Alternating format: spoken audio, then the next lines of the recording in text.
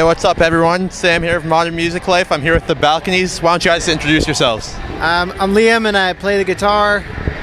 I am Jackie and I sing and play guitar. And I'm Steve and I play the bass. All right, so the Balconies. Who are you guys and why do you think people should check you out? We are a loud, sweaty, crazy with pop, hook, rock and roll kind of band. And we like high energy performances. So that's what we're all about. And if people want to have a sweaty good time, come and check us out. All right. And you guys have had a pretty busy year. You toured Europe. You've played a few North American festivals. You have a new single out with a music video called The Slow. And you also have a new album coming out pretty soon. Why don't you tell us a bit about the album? Sure. It's out in January, and we've been working very hard on it. We worked with a producer named Arnold Lanny. He worked with Our Lady Peace and Simple Plan, Finger 11, and we were very excited to have him on board and join the team and work with us. He's so talented, and I find he really understood the vision that we had with these new songs and kind of helped bring them even more to life.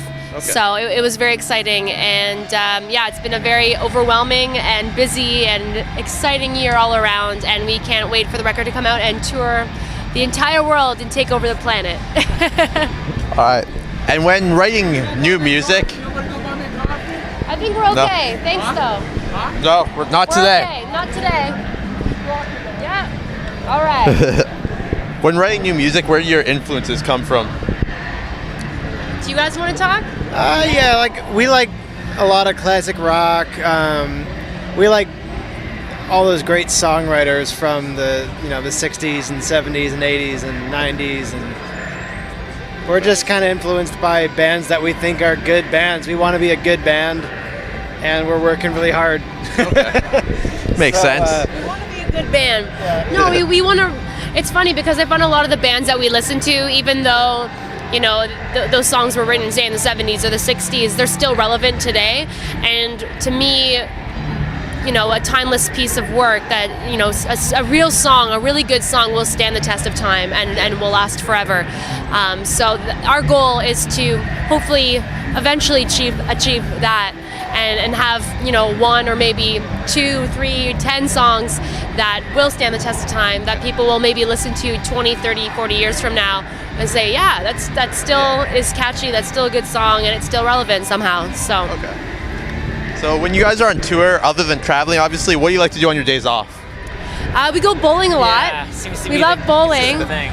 And it's funny because I find bowling alleys are kind of like a weird time capsule because they haven't really changed since like the 80s or the 70s.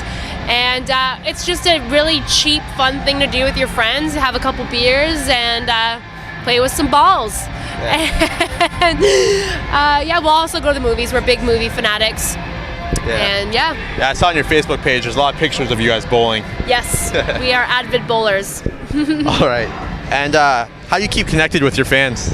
I actually respond to every single Facebook message, Twitter message, every single comment on Instagram. People also write us on our website, YouTube comments, everything gets replied to. I am really all about connecting with the fans, understanding, what they like about us, what they want to see more of, what they don't want to see more of. And this way we can, I find, kind of filter, our merch, design our merch in a certain way, or, maybe it'll help inspire us to write new material down the line. So I think it's really important having a relationship with your fans, and that's what we are all about. Cool. What are your thoughts on the Canadian music scene as compared to the American one? And do you see benefits in one or the other, or? The only thing I've really seen is a huge. America is very lucky because you're only looking at maybe a 2-3 hour drive between the next city. Whereas I find in Canada it gets really difficult when you're reaching 13-hour drives to Winnipeg from where it was Thunder Bay. Not quite 13, but it's long. It's long. And gas is a little more expensive here. Yeah. So touring is definitely very excruciating. It can be really hard, especially in the winter. When you're doing those long hauls, even through the Rockies, it can get a little dangerous. But we love touring Canada. We love touring the States. I haven't really noticed a huge huge difference in audiences per se, but we have noticed that the road is a little more forgiving when we're in America. And I think the big distinction as well is over there, we're seen as like a weird export. So they hear we're Canadian. I think that's kind of strange. Where you go across Canada and people hear we're from Toronto and they're just kind of resentful. So we like to let people know that we're from Ottawa. That's where we are from. But we just live in Toronto now, and people tend to warm up to Ottawa a little more when you're in Canada. It's the capital. You can't hate Ottawa. All right. And what's your stance on downloading music as compared to 20 years ago when people went and bought CDs? And I think there's pros and cons to both. I think what's really amazing about now is everything is so available to us, and for a young starting out band, it's a great way to get your music out there, put your songs on YouTube. MySpace, I don't know if that was your generation, but definitely was our generation when we were growing up. Sure. MySpace and like Napster Kids and all that.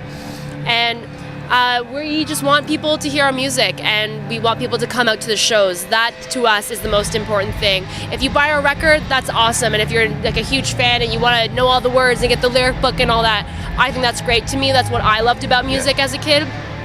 And why I got into music in itself is I wanted that artwork, I wanted that record, and have something tactile. Whereas kids now, they don't really care about that. They want the single, or they just want to download the entire album, and that's fine.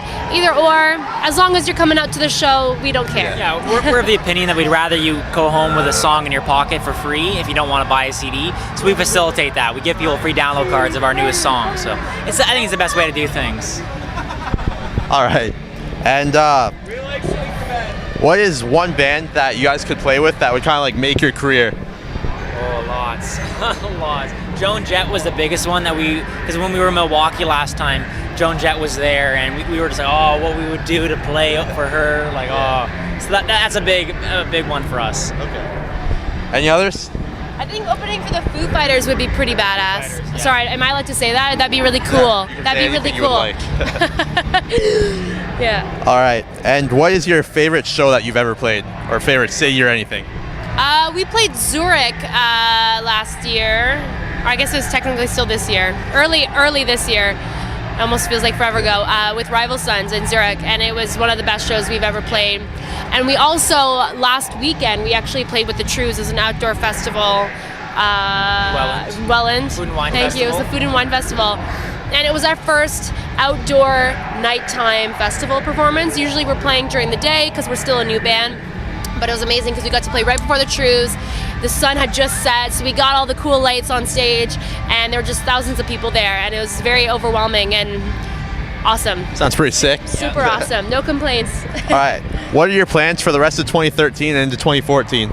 Lots of touring. Next week we're going to Europe. We're going back to Europe. And then another cross-Canada tour. We're going down to the States for a lot more festivals. And then we go to Iceland, actually, at the end of October, which we're really stoked about, to play Iceland Airwaves. And then the record comes out in the new year, and then just, touring the whole world. Tour more, okay. Yeah. Sounds good. Do it all over again. All right, well, that's all I've got for you guys. Any last words? Yeah, party on. All right, thanks a lot. Thanks so much. That was fun. Thanks. Thanks, guys.